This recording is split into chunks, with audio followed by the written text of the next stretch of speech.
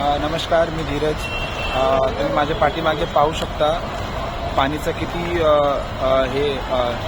संख्या वाढलेली आहे. आणि हा जो परिसर आहे तो कुर्ला कमानीचा परिसर आहे. आणि इथं सकाळपासून जो पाऊस पडत होता त्याने पाणी जो साचलेला तो घुटण्यापर्यंत पोचलेला होता. सर्व इथं तुम्ही माध्यमांवर पाहिलं असेल.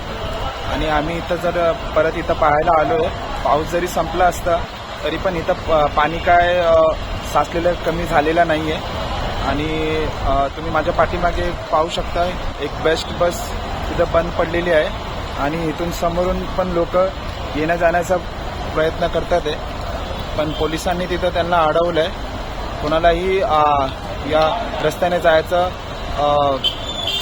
वाट देत नाही आहेत पोलिसांनी. तरी नागरिकांनी सतर्क राहावं. पाऊस जरी कमी झाला असेल तरी सांगता येत नाही पुढील काही तास